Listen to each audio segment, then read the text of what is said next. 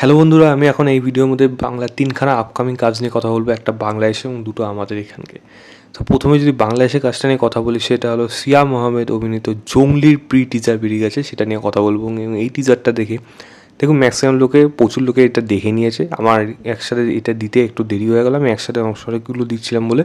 তো এখানে এটাকে কবির সিং, বাংলাদেশে কবির সিং এসব বলা হচ্ছে। তো দেখুন, টক্সিক রিলেশনশিপ বা এই মেয়েরা খারাপ দেখানো এবং ছেলেরা সেখানে এরকম ডেঞ্জারাস নেচার বা টক্সিক নেচার দেখানো, মানে সেটা একমাত্র কবির সিং বা অর্জুন রেড্ডি হবে। এখনকার দিনে এটা পপুলার, এরকম জিনিস তো আগেও অনেক জায়গায় হয়েছে, মানে অনেক সিনেমায় হয়েছে। হিন্দি এবং তেলুগু স্টেটে যেমন অর্জুন রেড্ডি এবং এটাকে দেখানো হয়। তো কাইন্ড অফ সেই জনারের মধ্যে যদি এই সিনেমাটাকে ধরা হয়, আমি বলবো শুধুমাত্র সেটাই বললে হবে না। বাংলাদেশে কিন্তু এমন এমন কাজ হয় যেগুলো কিন্তু আমাদের ইন্ডিয়াতেও সে ধরনের কাজ কিন্তু ভেবে দেখায় না বা দেখে না। এই গল্পটা কি শুধুই একটা এরকমই গল্প যেখানে দেখা যাচ্ছে দিঘির ফটোর মধ্যে শ্রীরামকে পেচ্ছাপ করে দিচ্ছে, এবং এখানে শুধু দিঘি নয়, এখানে শবনম বুবলিও থাকবে। তো তার ক্যারেক্টারটা কি প্রিটিজারের মতো সেরকম কিছু নেই, এবং যে লুকসটা দেখা গেল সেটা তো ডেঞ্জার লঙ্কার মতো লাগছে পুরো রীতিমতো, যেটা অবশ্যই প্রশংসনীয় শ্যাম আহমেদ, এবং পারফরমেন্স কীরকম দেয় সেটাই দেখার মতো বিষয়। এবং দিঘির ক্যারেক্টারটা কি সত্যিই সেরকম, মানে সত্যি একটা খারাপ চরিত্রের মেয়ে, বা এরকম সত্যি কি তাকে ডিচ করেছে, নাকি তার পেছনে কোনো উদ্দেশ্য ছিল, সেটা যখন আসবে এই সিনেমাটা তখনই বোঝা যাবে। তো শাকিব খানের বরবাদের সাথে এই সিনেমাটা আসছে, সেটাই একটা বড় ব্যাপার।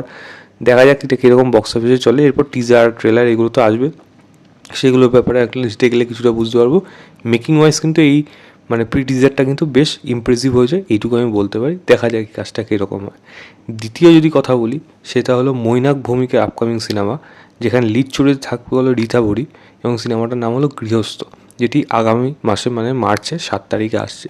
তো এই ট্রেলারটা দেখে যেটা আমার মনে হলো যে, দেখুন রীতা বড়ি ক্যারেক্টারটা যে সাইকোলজির পেশেন্ট সেটা কিন্তু পরিষ্কার বোঝা যাচ্ছে, এবং সেই যেই বাড়িটা থাকছে তাকে রীতিমতো হাউস অ্যারেস্ট বলা হয় যেরকম, বা হাউস অ্যারেস্ট বলা ঠিক না, তাকে রীতিমতো আটকেই রাখা হয়, এবং সেটা তার মানসিক মানে পরিস্থিতির জন্য। কিন্তু তার জানলা দিয়ে এমন কিছু দেখতে পায় সেটা পাশের বাড়িতে, এবং সেই ঘটনাগুলো তার কাছে খুব প্রচণ্ড সাসপিসিয়াস মনে হয়, এবং সেখানে একজন আরেকজনকে মারছে, কোনো লোক তাকে মানে কন্টিনিউয়াসলি তাকে দেখে যাচ্ছে, এবং রীতাবরী সিসিটিভির মাধ্যমে সেগুলো করছে। সে তার বাচ্চার ক্ষতি যাতে না হয়, কে রীতাবরীকে মারতে চাইছে, তার হাজব্যান্ড সৌরভ দাস সে কি সত্যিই ভালো, এবং একজন প্রতিবেশী যারা আসছে তারা কি সত্যিই ভালো নাকি তারা খারাপ, এই অনেক কিছু তার মাথার মধ্যে চলতে থাকে। তো এই গল্পের মাঝখান থেকে একটা মেয়ে বা একটা মহিলা কীভাবে বেরিয়ে আসতে পারে, এবং সে যেই আর্তনাদটা করছে সেটা কি সত্যি বাকিরা শুনতে পাচ্ছে নাকি, সেটা এখন দেখার মতো বিষয়। এবং এই মেয়েটি কীভাবে নিজের যে দেখাগুলো সেগুলো যে হ্যালুসিনেশন না, সে যেটা দেখছে সেটা যে সত্যি, সেটা সে কীভাবে প্রমাণ করবে, এই নিয়েই বাকি গল্পটা থাকবে। এবং এই গল্পের মাঝখানে ডেফিনেটলি অনেকগুলো ডার্ক সাইড থাকবে। মৈনাক ভৌমিক লাস্ট কাজ যদি বলে থাকি, তাহলে দেখুন ভাগ্যলক্ষ্মী কিন্তু মৈনাক ভৌমিক একটা এক্সপেরিমেন্ট করেছে, অনেকটাই বেটার হয়েছে এই সিনেমাটা। এটাও কিন্তু একটা এক্সপেরিমেন্টই করছে, এবং সেইটা যদি সত্যি কাজে লেগে যায় তাহলে কিন্তু অবশ্যই একটা ভালো দিক হবে। আমার আশা থাকলেও এই সিনেমাটা ভালো হোক, আমি চাই যেন সিনেমাটা ভালো হোক, কারণ মেকিং ওয়াইজ সমস্ত কিছু দিক থেকে কিন্তু এটা বেশ ইমপ্রেসিভ লাগছে। তৃতীয় যেই কথাটা বলবো সেটা হলো, তৃতীয় যে সিনেমাটা নিয়ে কথা বলবো সেটা হলো ঋষভ বসুর আপকামিং সিনেমাটার নাম হলো ধ্রুবর আশ্চর্য জীবন। এটার যে ট্রেলারটা এসেছে, দেখুন এই সিনেমাটা অনেক ফিল্ম ফেস্টিভ্যালে গেছে, অনেক জায়গা থেকে প্রাইজ পেয়েছে, কিন্তু টিজার ট্রেলার কিচ্ছু দেখে কিন্তু গল্পের ব্যাপারে খুব যে বেশি আইডিয়া পাওয়া যাচ্ছে তা কিন্তু না।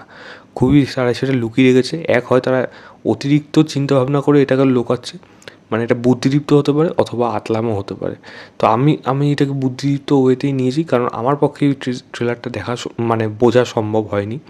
ট্রেলারটার মধ্যে 4 জন বড় বড় শিল্পীদের যে ট্রিবিউট দেওয়া হচ্ছে, যেমন যামিনী রায়ের সঙ্গে আরও অন্যান্যরা রয়েছে, এবং তাদের সাথে এই গল্পের কী মিল রয়েছে এবং কোন জায়গায় জড়িত, এই ঋষভ বসুর ক্যারেক্টারটা সত্যি কি সে একজন নর্মাল মানুষ, নাকি তার আরেকজন মাল্টিপল আইডেন্টিটি রয়েছে, এবং সেটা কী, এবং গল্পটার মধ্যেই বা কী আসতে চলেছে।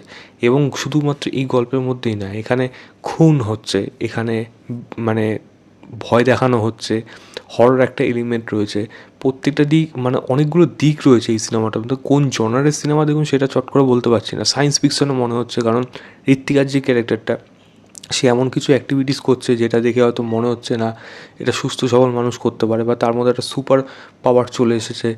তো এরকম অনেকগুলো মাল্টিপল জনের মধ্যে শিফট করছে, যেটা ট্রেলার দেখে অ্যাটলিস্ট আমার পক্ষে বুঝে ওঠা সম্ভব হয়নি। তো দেখা যাক কাজটা কীরকম হয়। যদি সেরকমই ইন্টেলেকচুয়াল হয়, যদি বুঝে উঠতে পারি, তাহলে ডেফিনেটলি কাজটা নিয়ে কথা দেখার তো ইচ্ছা আছে, বাকিটা তো সময় বলবে। আমি তিনটেরই লিঙ্ক দিয়ে রাখবো ডেসক্রিপশনে, আপনারা অবশ্যই গিয়ে চেক করবেন, চেক করে জানাবেন আপনাদের কেমন লেগেছে। তো এই ছিল আমার overall pre teaser reaction of Junglee, trailer reaction গৃহস্থ এবং ধ্রুবর আশ্চর্য জীবন। ভিডিওটা ভালো লাগলে লাইক শেয়ার, চ্যানেলটাকে অবশ্যই সাবস্ক্রাইব করে দেবেন। বাই।